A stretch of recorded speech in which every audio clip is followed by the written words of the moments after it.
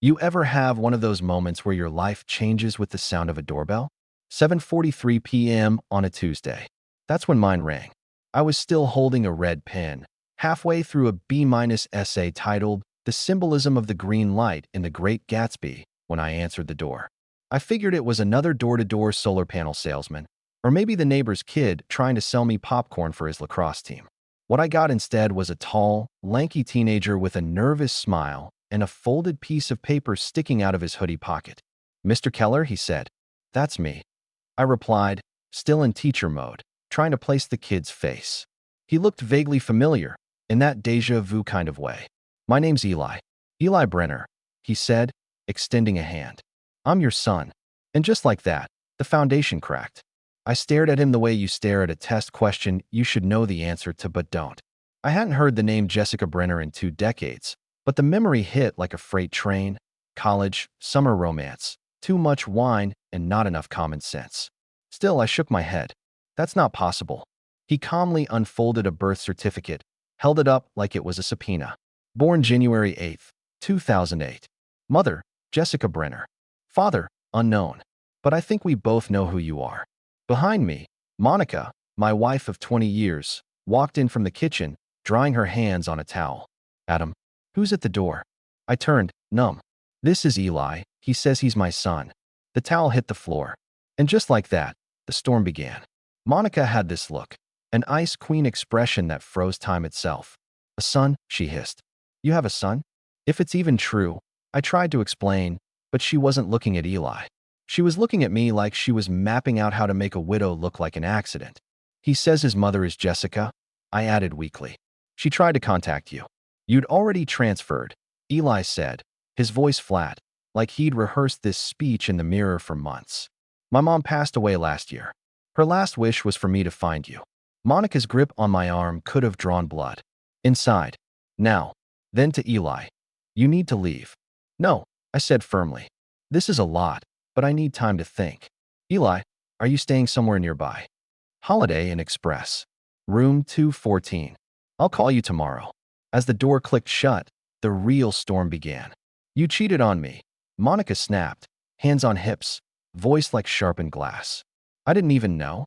"Jessica and I ended before we even." "Look, I swear this is the first I'm hearing of it." 20 years, Adam. And a full-grown teenager shows up at our door like an Amazon delivery? What am I supposed to do with that? "I'm not even sure he's mine," I said. A weak defense. I knew it. She knew it. But here's the kicker. While she was melting down over a surprise son, I was watching her a little too closely. The way her panic didn't feel quite pure. It wasn't betrayal she was feeling. It was exposure. And suddenly, something clicked. See, here's the thing about Monica. She'd always been good at flipping the script. Deflecting. Throwing a punch and pretending you started the fight. For years, I thought her emotional distance was just stress. Hormones. Work.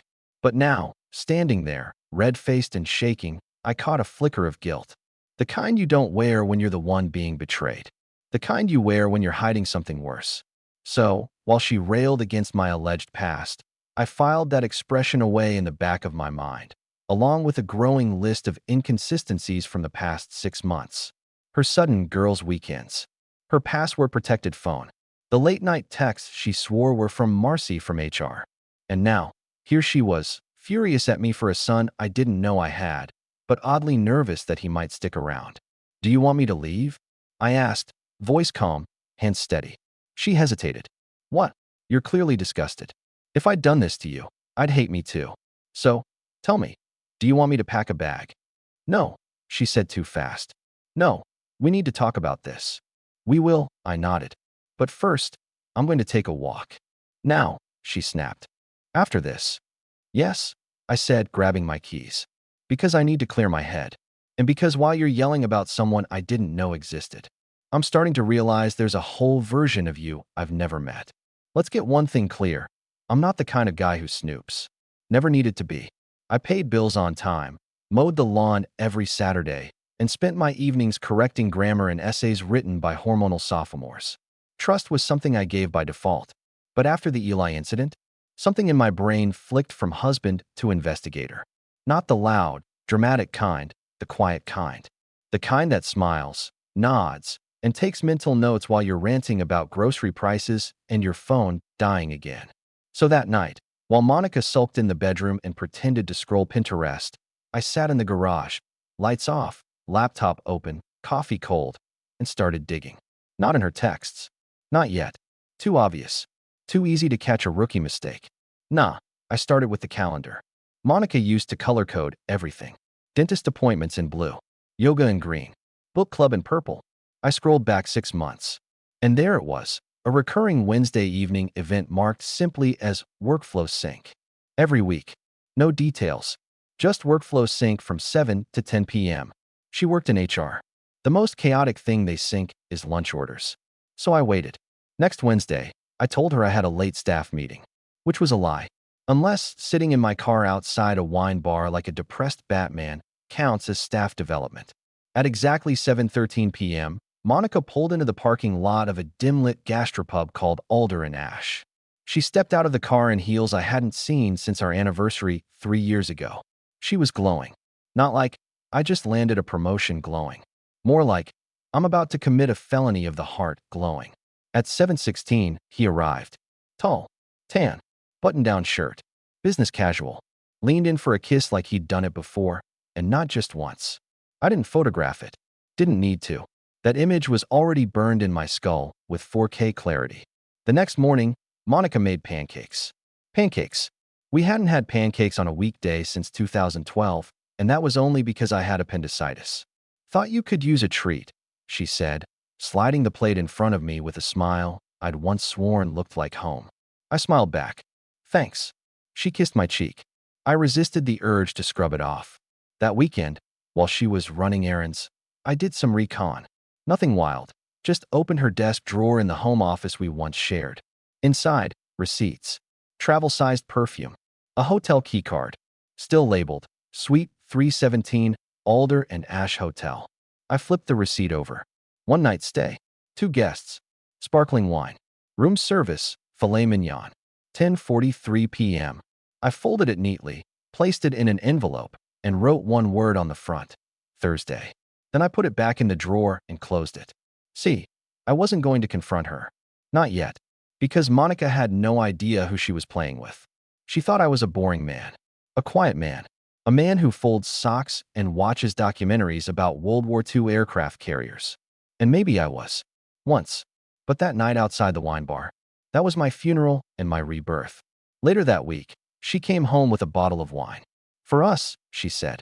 I uncorked it, poured 2 glasses, raised mine. To honesty, I said. She blinked. That's dramatic. I smiled. So is betrayal. She laughed nervously. You're acting weird lately. Am I? I took a sip. Maybe I'm just syncing my workflow. There was a flicker in her eyes then, just for a second. A glitch in the matrix. She still thought she was ahead of me. She had no idea I was already building the trap. Quiet, clean, and surgical. You ever look at a man and know instantly you could have been friends? If only he hadn't been rehearsing lines in your wife's ear? That's how I felt the first time I met Ryan Avery. Yes, that Ryan. The workflow sync, hotel suite frequent flyer, slick hair and slim tie poster boy for emotional treason. Monica had mentioned him before. Just a guy from compliance. The kind of harmless workplace side character who apparently blossomed into a full-fledged main villain while I was busy fixing our gutters and prepping her kale smoothies. Now here's the fun part. I invited him to dinner. No warning. No context. Just a casual Friday night at our place. Steaks on the grill. Jazz on the Bluetooth speaker. Monica in a sundress, blinking like a deer caught in a marriage-shaped bear trap. You invited Ryan? She asked, trying too hard to sound casual. Thought it'd be fun, I said, flipping the steaks. Always good to meet your coworkers. You know, sync things. She smiled like it hurt. Ryan arrived with a bottle of red wine and the overconfident handshake of a man who thinks he's gotten away with something. Logan, he said, heard a lot about you. I doubt that, I replied, gesturing to the patio. Come on out back. We've got drinks, fire pit, and mild tension disguised as hospitality. He laughed. I didn't. Monica followed us outside like she was walking the plank. We ate. We talked. I asked Ryan about his family. Divorced. Shocking. His hobbies. CrossFit. Of course. His job. Dry, but somehow meaningful. The man answered every question like he was interviewing for a promotion that didn't exist. Monica barely spoke. She sipped her wine like it might develop amnesia halfway through the bottle. Then came the moment I'd been waiting for. "So, Ryan," I said, spearing a roasted carrot, "you ever stay at the Alder and Ash Hotel?" He blinked. Monica froze. "Oh," he said, recovering fast. "Yeah, once or twice. Company events, that kind of thing." "Suite 317, I said. "Nice room. Good lighting. Wine glass is a little small, but you can't have everything." He laughed, forced sharp. Monica's face had drained of color. "Well," Ryan said, "I mean, I don't remember the room numbers or anything." "That's strange," I said, setting my fork down. "Because I do. I remember the receipt, the room, the date." Silence.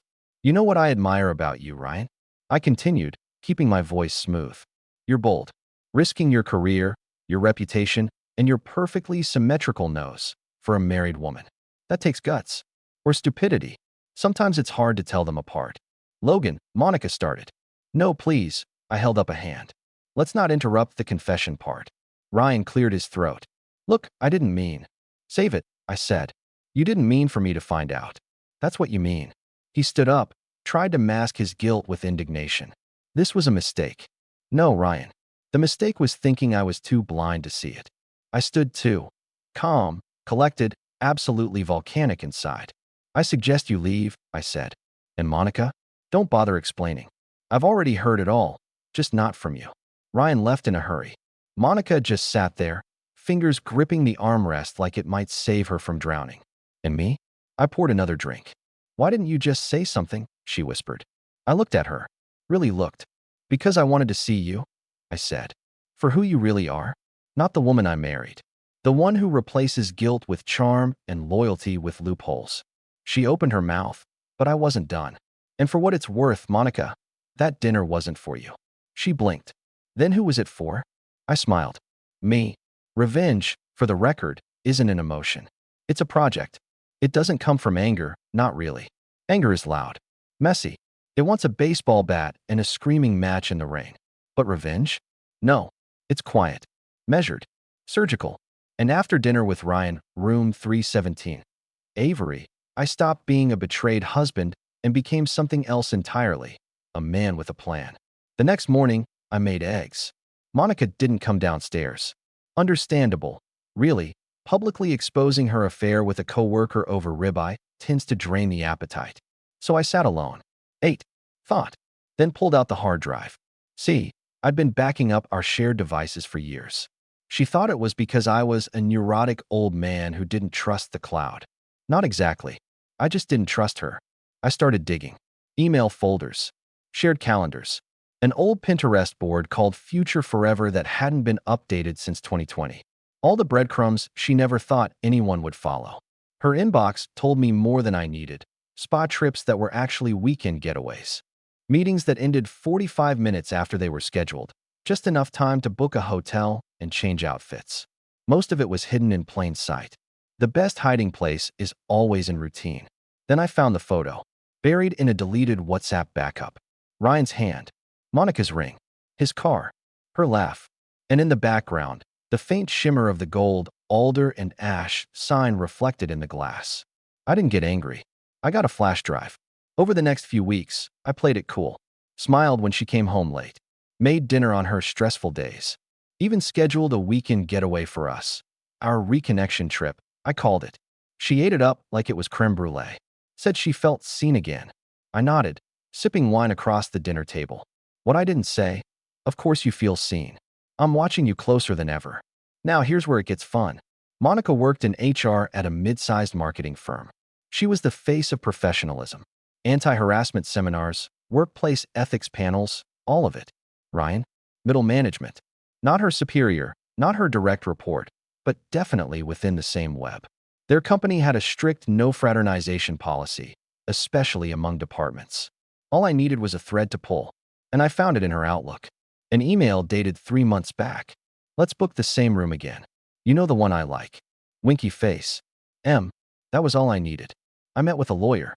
Discreet, gray-haired, sharp as a scalpel. I didn't mention divorce yet. Just wanted options. He reviewed everything I handed him: the messages, the photos, the receipts, the call logs, the metadata. Can I use all of this? I asked. He looked up. If it's relevant to financial proceedings? Absolutely. He paused. And Logan, with this much leverage, you won't just get out clean. You'll get out winning. I smiled for the first time in weeks. The reconnection trip was a lake house rental. Scenic, remote, charming enough to play the part. On the first night, Monica sat beside the fireplace with a blanket and a glass of red, talking about how things felt better again. I nodded. I feel it too. She leaned her head on my shoulder. I didn't flinch. She said, I think we've turned a corner. And I thought, oh, sweetheart, we've turned the whole block. The next morning, I left the cabin early to grab coffee. I actually drove into town and mailed 3 packages. One to HR at her company, one to Ryan's boss, and one hand-delivered to my attorney. Each envelope contained the full story, digital copies, receipts, printed photos, and a polite cover letter explaining their violations of company policy. It wasn't rage. It was paperwork. By the time I returned with lattes, Monica was scrolling Instagram like her world wasn't 5 business days from implosion. The fallout took exactly 72 hours. Monday morning, she got the call. Can you come in early? I watched her panic quietly. Why? What's going on? They didn't say. She put on her work blazer like it was armor and left without breakfast. That afternoon, she came home early. Her face, pale. Her voice, hollow. They're launching an internal review, she said, eyes glassy. Someone sent something. I nodded gently. That's awful. She studied my face like it held an answer she wasn't ready to hear. Did you? No, I said. But whoever did seems pretty thorough. She didn't respond. Just walked upstairs, dragging her dignity behind her like a broken suitcase. Ryan was fired first. Policy violation. Conduct unbecoming. Immediate termination. Monica was suspended, pending investigation. Her name went from a smiling face on the HR welcome page to a whisper in the break room. I didn't gloat. I made lasagna. She barely touched hers. A week later, she sat me down in the living room. Logan, I made mistakes.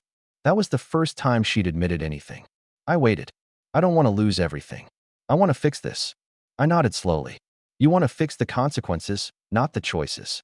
Her lip trembled. She tried to touch my hand. I moved it. Then I stood, walked to my office, returned with an envelope. What's this? Everything, I said. The documents, the assets, the divorce papers. Her eyes widened. You already filed? No. You will. She blinked. Why would I? Because I also included the letter I didn't send to your CEO. The one with the audio recording of your little workflow sync sessions. Her mouth dropped open. I stepped closer. I've been one step ahead this whole time, Monica. This isn't revenge. It's clarity. I let you have your fun. Now I get my freedom. She looked at the envelope like it was a loaded gun. You're ending this? No, I said, picking up my drink. You are. Here's the thing about disappearing. The secret isn't speed. It's silence. Most people think ghosts appear in the dead of night, rattling chains and creaking floorboards. Nah, real ghosts vanish mid-conversation, mid-marriage, mid-pancake breakfast.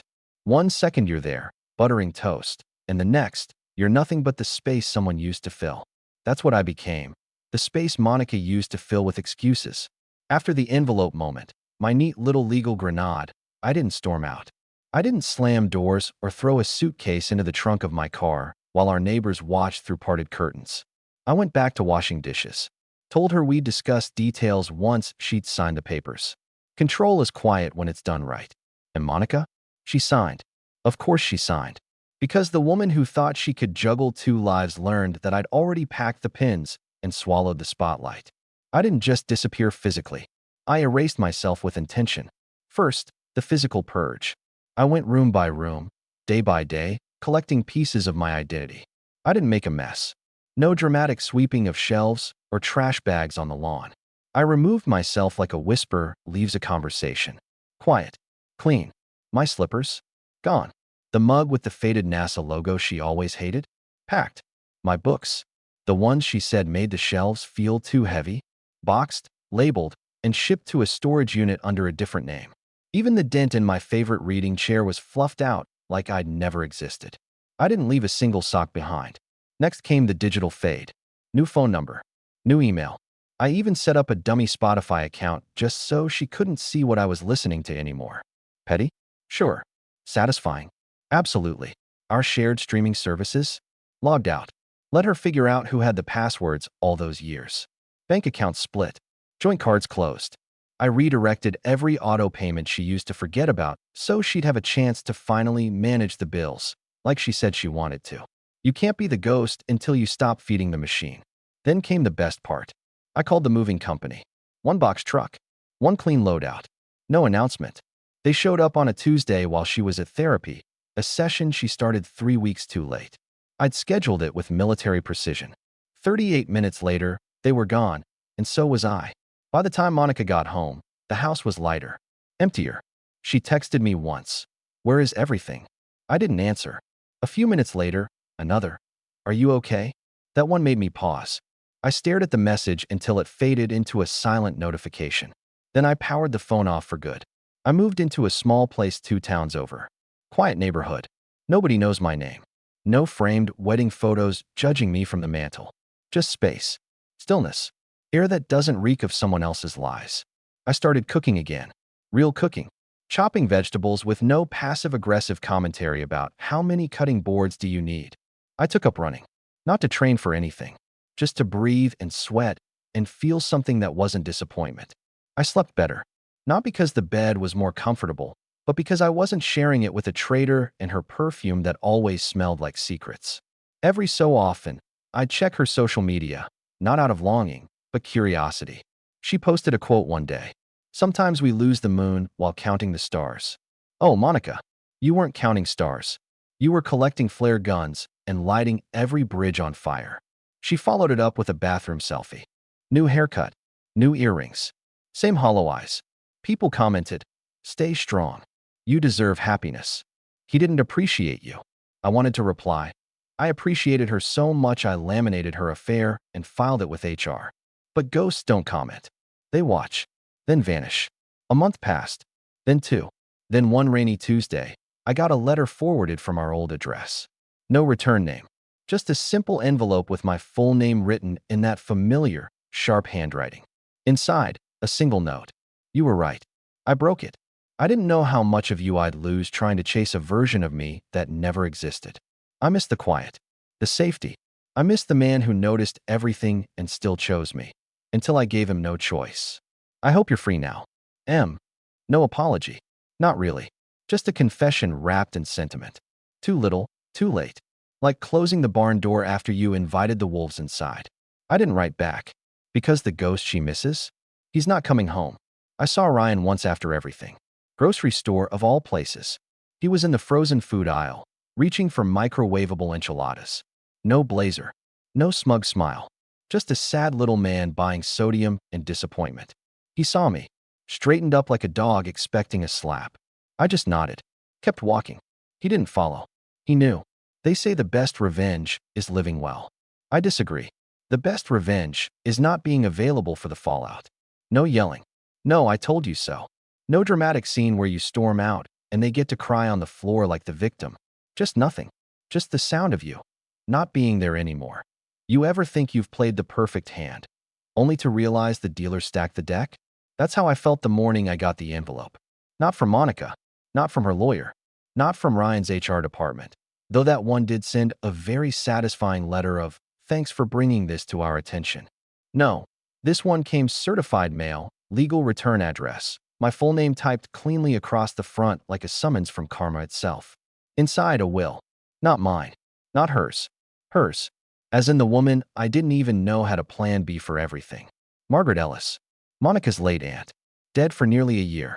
A woman I barely remembered from a few awkward Thanksgivings, where she showed up in fur coats and called stuffing pedestrian. Apparently, Aunt Margaret had money. Real money.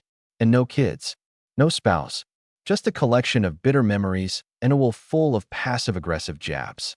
The letter came with a contact from a firm downtown. A junior associate who sounded exactly like someone who wears glasses with no prescription. "Mr. Keller," he said over the phone, voice crisp, "you're listed as a conditional beneficiary." "Excuse me." I replied. "You mean in the will?" "Yes, sir.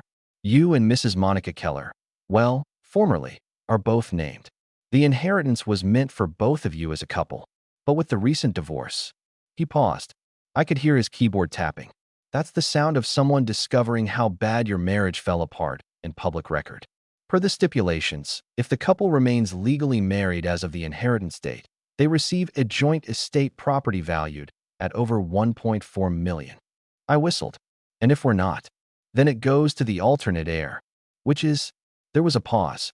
Ryan Avery. I didn't even laugh. Not at first. I just let the silence soak in like I'd been doused in gasoline, and someone finally struck the match. You've got to be kidding. I wish I were, the kid sighed. It's in her own handwriting. If Monica and Logan divorce, the estate goes to the man who steps up where Logan falls short. That's an exact quote. I leaned back in my chair, my new, quiet apartment chair, and I laughed. Not because it was funny, because the woman I divorced had left a financial nuclear bomb behind, with his name on it. Now here's where things got weird. Monica didn't know. Not yet. The firm hadn't contacted her because I was listed as primary point of contact, which meant, for at least 24 hours, I had information she didn't. And if there's one thing I'd learned from Monica, it's that information is power. So I drove. I pulled up to the house I used to call mine. The lawn had started to yellow. The hydrangeas she once obsessed over were now sunburnt and stiff. I rang the doorbell. She opened it slower than usual. No makeup, oversized sweater, no new man in sight. Logan, she blinked. Why are you here? I held up the envelope. Legal matter. Thought you might want to hear it in person. She squinted at the letter, cautiously stepping aside. Is this about the divorce? Because the paperwork's done. No, I said, stepping into the house. This is about your Aunt Margaret. She sat on the edge of the couch like it might eject her at any second. I handed her the copy. She skimmed it. I watched her face closely. Line by line, the color drained. You're kidding, she finally said. I was going to let you find out from the lawyer, I said casually. But then I remembered how often you forgot to tell me important things. Thought I'd return the favor. She gave it to us?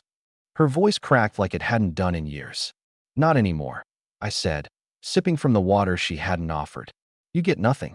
Neither do I. Her eyes narrowed. Wait. If you knew about this, why did you still go through with the divorce? I tilted my head. Because, Monica, peace is worth more than a property tax bill. She laughed once. Dry?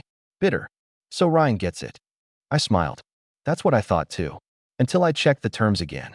She blinked. What do you mean? I leaned forward, voice soft. See, Monica, the will says the estate goes to the man who steps up where Logan falls short. But it also says the man must be of outstanding moral character, free of professional scandal or misconduct, and employed by a company of at least 25 years standing. She stared. It hit her like a slap. Oh no. Oh yes. Ryan had been fired. Publicly. On record. For sleeping with a coworker. Aunt Margaret's words weren't just poetic. They were legal landmines. I stood up. So, to recap, we're divorced. I'm free. You're unemployed. Ryan's disgraced. And that $1.4 million house. I walked to the door. Legally, it's being donated to a women's legal foundation. Per the final clause. Monica's face went blank. She left it to a nonprofit? I smiled like the villain in a slow-burn drama. To support women recovering from toxic relationships. Margaret's words. Not mine.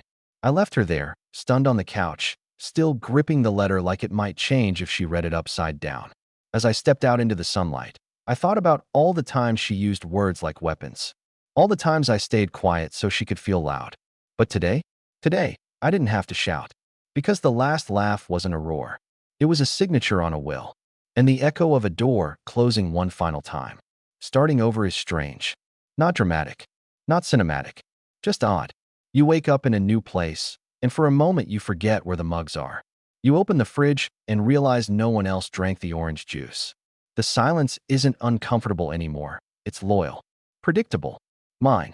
I hadn't planned to bounce back so quickly, but turns out, when you're not spending emotional energy defusing landmines in your own home, you get a lot of bandwidth back. I started writing again. Not for work. For me. Short essays. Observations. Sharp little slices of life, baked in sarcasm and served cold. I submitted one to a mid-tier publication under a pseudonym. It got picked up. Title: The Woman Who Burned Her Own House While Looking for a Lighter. People liked it. especially one person. 2 weeks later, I got a message on my new email. Subject: You write like someone I used to punch in the arm during 11th grade. From C.L. Barrett. I stared at it for a moment. C.L. Barrett. Chloe. Vanessa's best friend. The one who'd warned me before the wedding that never happened. We hadn't spoken since. She dropped the truth bomb and vanished into the wind, like some kind of no-nonsense relationship ninja. Chloe, I knew it was you. The tone gave it away. Also, the phrase apology wine is a myth created by people who own granite countertops. Too specific. Me. Guilty. Chloe, your ghosting skills have improved. I'm impressed. Me. Thanks. Took a class. Chloe, want to get coffee and roast humanity together? So we met. At a small cafe with bad lighting and good muffins. She looked the same. Messy bun, sharp eyes, sarcasm just waiting behind her teeth. You look taller, she said. I stand straighter now that I'm not carrying dead weight. We sat for hours. We talked about everything. Life, betrayal, therapy, revenge via real estate, why Target smells like nostalgia and betrayal. She didn't ask about Monica. I didn't ask about Vanessa. It was perfect. The weirdest part of healing is realizing how many things you tolerated that weren't actually normal. The guilt trips disguised as jokes. The apologies with expiration dates. The way you'd flinch before asking a basic question like, "Hey, did you move my charger?" Now, I breathe easier. I leave dishes in the sink guilt-free. I fall asleep without feeling like someone's mood is a bomb I'm responsible for defusing. And Chloe? She didn't just become a chapter. She became context. We kept meeting. Coffee turned to brunch. Brunch turned to rooftop drinks. No pressure. No labels. Just honesty in a form I hadn't seen in years. She told me about her last relationship. A guy who thought sarcasm was a personality and emotional depth meant watching sad documentaries on mute. I used to think I was hard to love, she admitted once. Turns out I was just trying to get it from people who weren't giving it to themselves. I nodded. You ever realize you were the healthy one the whole time? All the time, she said, clinking her glass against mine. But nobody likes a well-adjusted mirror.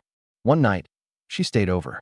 No drama, no speeches, just two people who knew how badly it could go and decided to do it better. The next morning, she made coffee in my mug. The NASA one. She didn't even flinch that IT was a Wednesday. Rainy, peaceful, until I opened the front door and found Ryan standing there. Yes, that Ryan. Sweaty, disheveled, holding a manila envelope like it was proof of life. You have a minute? He asked, voice shaky. No, I replied. But curiosity's a hell of a drug. So talk.